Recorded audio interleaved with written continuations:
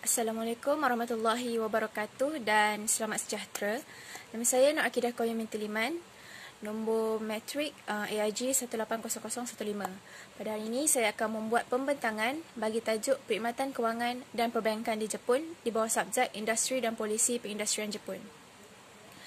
Untuk isi kandungan bagi topik kami akan mulakan dengan pengenalan, kemudiannya kupasan tentang bank pusat, bank awam, insurans dan juga pasaran saham, dan disudahi dengan kesimpulan.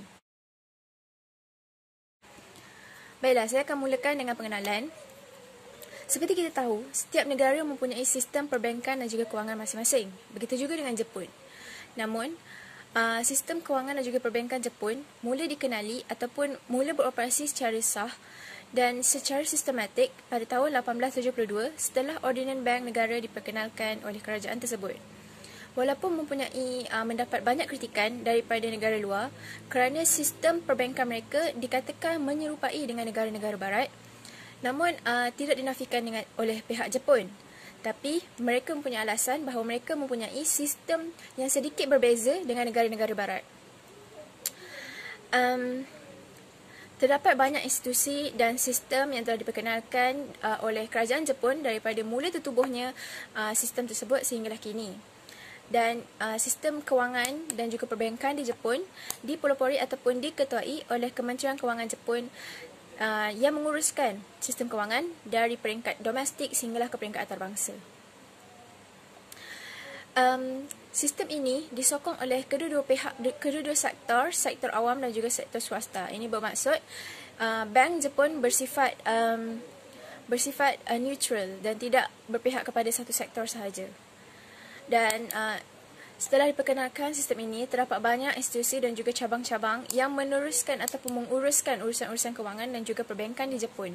Dan antara yang terlibat adalah bank awam, public bank, bank pusat, central bank, insurans dan juga pasaran saham, central market. Jadi bagi pihak saya sendiri, saya akan memberi penerangan tentang bank pusat. Bank pusat atau juga dikenali sebagai Nippon Ginko ataupun Nichigin dalam kata nama pendeknya, terdapat di Tokyo, Jepun, ibu bandar Jepun. Dan gubernur yang bertanggungjawab ke atas bank ini pada awal penubuhannya adalah Haruhiko Kuroda. Haruhiko Kuroda telah dilantik sebagai gubernur bagi bank pusat setelah awal penubuhannya. Memiliki status latar belakang yang luas dalam bidang kewangan, Haruhiko Kuroda berjaya mentadbir bank pusat dan memperoleh banyak kejayaan ataupun dapat mengawal bank pusat dengan baiknya untuk kepentingan kerajaan pada ketika itu. Pada tahun 1882, Akta Bank Jepun telah ditubuhkan. Dan pada ketika ini, kerajaan telah memberikan modal kepada bank untuk beroperasi selama 30 tahun, sebanyak 10 juta yen. Dan modal itu meningkat tahun demi tahun, sehinggalah pada tahun 1942, modal itu telah meningkat sehingga 100 juta yen dan membawa kepada banyak operasi yang dapat dilakukan oleh bank pusat pada ketika itu. Ini membuktikan bahawa pihak kerajaan memberi kepercayaan kepada bank pusat bagi beroperasi dengan lebih lama dan membantu pihak kerajaan dalam sektor ekonomi mereka. Antara fungsi-fungsi bank pusat adalah pelaksanaan dasar monetary. Dalam urusan ini, bank pusat hendaklah membuat laporan kepada Parlimen setiap 6 bulan. Dan laporan tersebut mestilah mendapat sokongan daripada Menteri Kewangan yang bertugas pada ketika itu. Laporan-laporan seperti rekod ataupun data yang telah dicatatkan oleh pihak bank pusat hendaklah diberikan kepada Parlimen bagi tujuan semakan tentang taraf ekonomi semasa kerajaan Jepun. Dan pembangunan dijalankan dengan bebas daripada mana-mana institusi. Seperti saya katakan tadi, bank pusat tidak terikat dengan mana-mana sektor awam ataupun swasta. Seterusnya, membeli dan menjual sekuriti kerajaan. Pihak bank pusat hendaklah diberi tanggungjawab untuk membeli dan menjual sekuriti kerajaan, namun dengan keizinan Menteri Kewangan pada ketika itu. Terdapat peruntukan ataupun undang-undang yang ditetapkan dalam pembelian sekuriti kerajaan atau penjualan sekuriti kerajaan. Seperti contoh, terdapat harga ataupun kuantiti yang dibenarkan dalam satu-satu masa bagi bank pusat untuk membeli ataupun menjual sekuriti kerajaan pada ketika itu. Dan juga atas kepentingan utama kerajaan semasa. Pembelian dan juga penjualan sekuriti kerajaan mestilah di atas kehendak kerajaan yang memerintah pada ketika itu. dan mendapat kepentingan yang tertentu.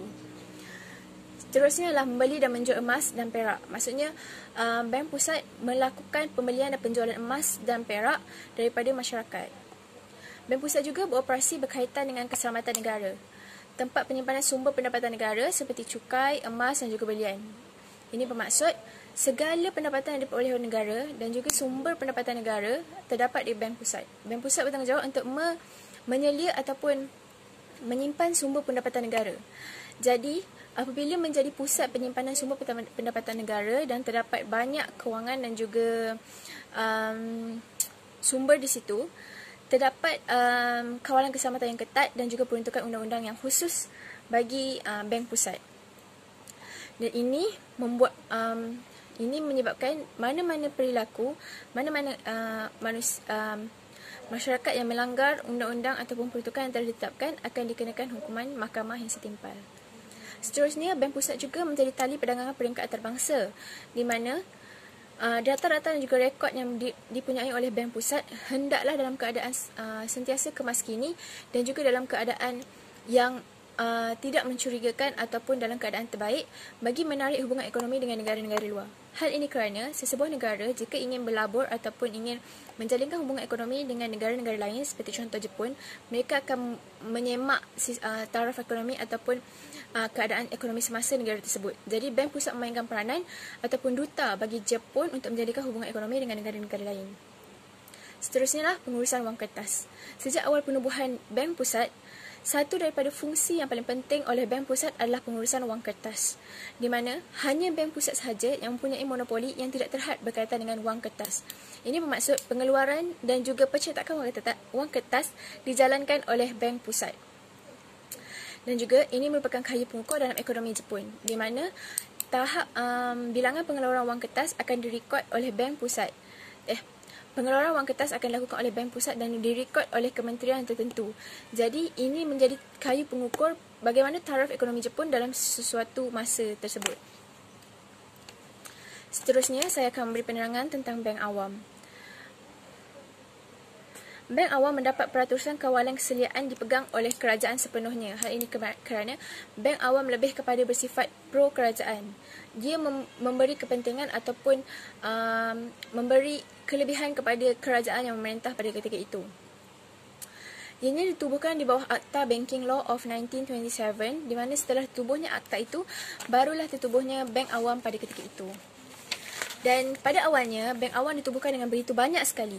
Ini menyebabkan terdapat kerugian bagi kerajaan Jepun dalam mengendalikan Bank Awam. Namun, setelah diperkenalkan prinsip One Prefecture One Bank, bilangan Bank Awam dapat dikurangkan daripada jumlah 1000 bank pada awalnya kepada 61 buah bank mengikut prefecture. Terdapat juga bank-bank daripada luar negara yang bertapak di Jepun selepas perang, dan ini sedikit sebanyak mengganggu pengurusan Bank Awam di negara tersebut.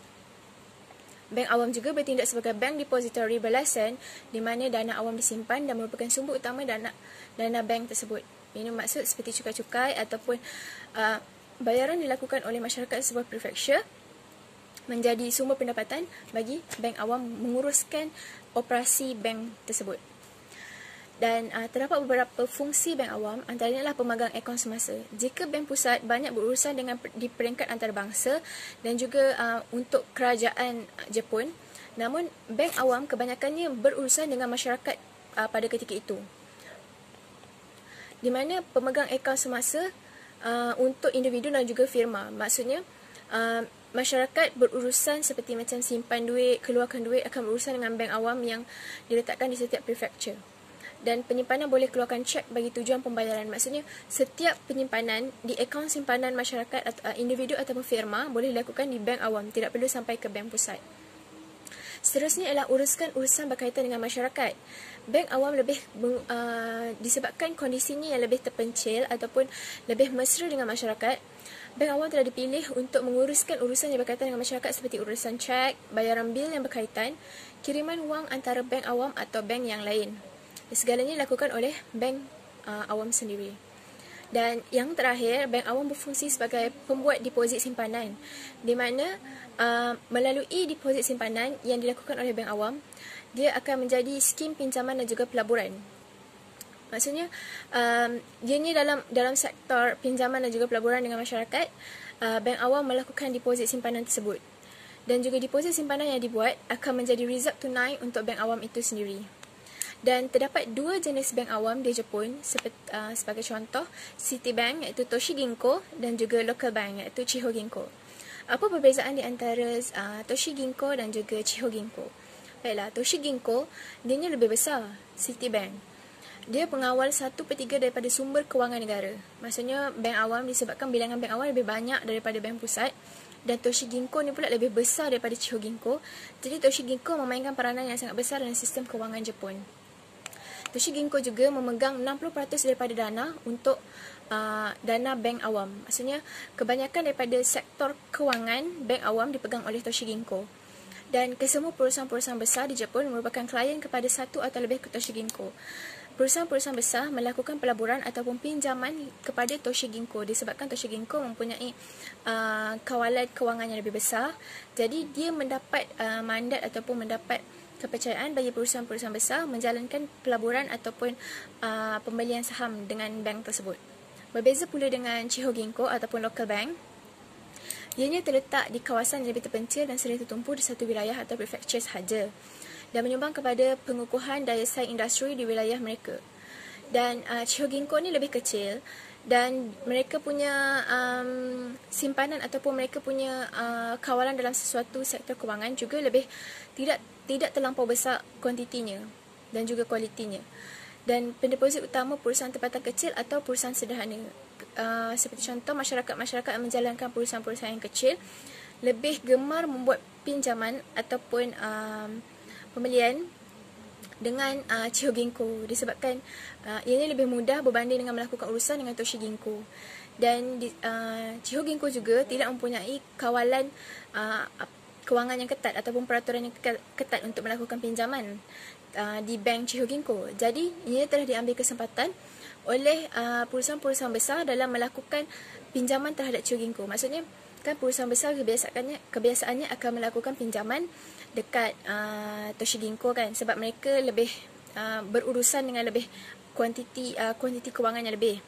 Namun disebabkan tidak mempunyai kawalan kewangan yang ketat di Local Bank ataupun Chiho Ginko, jadi terdapat beberapa perusahaan-perusahaan besar yang mengambil kesempatan dan melakukan pinjaman di peringkat Local Bank ataupun Chiho Ginko.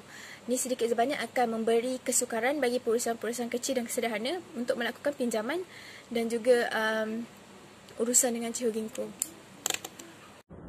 Assalamualaikum, nama saya Nur Syafiqah binti Johari, Laboratory AIG 180018. Jadi saya akan menerangkan tentang insurans. Insurans di Jepun merupakan tunggak utama kewangan antarabangsa pada akhir 1980. Lebih daripada 90% rakyat Jepun mempunyai insurans nyawa.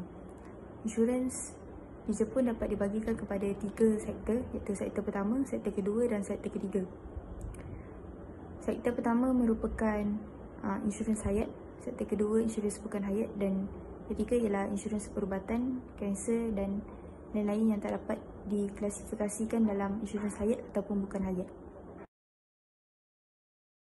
Dalam industri insurans Jepun, insurans yang berkaitan dengan kematian dan kehidupan dikenali sebagai insurans sektor pertama dan hanya insurans hayat saja dibenarkan menjual produk ini. Pada tahun fiskal 2018, jumlah hasil premium bagi insurans hayat ini meningkat 4.2% disebabkan peningkatan dalam sekuriti asing. Mengikut arus teknologi terkini, insurans hayat juga menggunakan teknologi seperti artificial intelligence dan robotic process automation untuk mengatasi masalah kekurangan buruh yang akan berlaku pada masa hadapan disebabkan kekurangan penduduk yang akan bekerja, disebabkan penurunan dalam kadar kelahiran dan peningkatan dalam penuaan penduduk di Jepun. Baru-baru ini juga insurans hayat mula menawarkan produk baru yang dikenali sebagai insurans manfaat kesihatan dan insurans demensia. Menurut WHO, iaitu World Health Organization, mereka berkata pada tahun 2019 terdapat 703 juta bilangan penduduk yang berumur 65 tahun ke atas dan dijangka akan berkembang hampir 1.5 bilion pada tahun 2050, sekaligus akan meningkatkan perbelanjaan dalam penjagaan kesihatan. Mengikut fenomena ini, dijangkakan produk baru ini akan mendapat permintaan yang tinggi pada masa hadapan.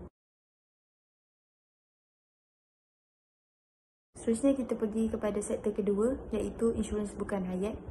Di Jepun terdapat 3 syarikat insurans terbesar, iaitu terdiri daripada kumpulan insurans MS&AD, Tokyo Marine Group dan Sompo Group. Ketiga-tiga syarikat insurans ni mempunyai gabungan pasaran hampir 90%. Insurans bukan hayat memberi perkhidmatan dengan memberi pampasan kepada risiko dalam kehidupan seharian, termasuklah kos kerosakan ekonomi dan kos merawat kecederaan disebabkan bencana alam dan kemalangan. Pada tahun 2018, Jepun mengalami banyak bencana alam, terutamanya taufan dan banjir. Jadinya insurans bukan hayat ini telah membayar tuntutan pampasan hampir 1.313 trilion yen. Syarikat insurans bukan hayat juga telah menangani bencana alam ini dengan memperbaiki sistem mereka, terutamanya dalam pengendalian tuntutan pampasan, dan juga memperkenalkan inisiatif pesat baru, termasuklah penggunaan telefon dan tablet. Syarikat insurans dan syarikat kerajaan juga telah bekerjasama dalam menyediakan perlindungan bagi kerosakan gempa bumi. Dalam tahun 1960, kita dapat menyaksikan insurans bukan hayat ini tertumpu dalam produk insurans marine dan insurans kebakaran. Namun setelah berlaku peningkatan dalam penggunaan kereta, insurans automobil telah menjadi produk utama dalam insurans bukan hayat ini. Selain itu juga insurans bukan hayat juga telah memperkenalkan produk terbaru, iaitu insurans cyber, di mana mereka memberi perkhidmatan dalam keselamatan cyber seperti perkhidmatan diagnostik keselamatan maklumat berikutan dengan peningkatan dalam kebocoran maklumat pribadi dan risiko yang ditimbulkan oleh serangan cyber. Seterusnya kita pergi kepada sektor ketiga, daripada insurans perubatan. Contohnya insurans penjagaan jangka panjang, insurans perubatan, kanser dan lain-lain. Disebabkan syarikat insurans hayat dan syarikat insurans bukan hayat ini dapat menjual produk ini, jadinya berlaku persaingan antara kedua-dua syarikat ini. Banyak syarikat insurans utama Jepun telah mendekati sektor ketiga ini. Contohnya Sumitomo Life menjual polisi insurans hayat bagi warga emas dengan menyediakan rawatan di hospital, faedah kematian dan faedah pembedahan. Bagi syarikat Nippon Life pula, mereka mensasarkan peningkatan dalam golongan pertengahan umur dan warga emas dengan memberikan perkhidmatan insurans bagi perubatan asas. Seterusnya kita akan pergi ke pasaran saham. Dari segi pasaran saham, Jepun mempunyai pasaran modal yang berfungsi dengan baik dalam kepelbagaian dan mempunyai kecairan pasaran modal yang tinggi.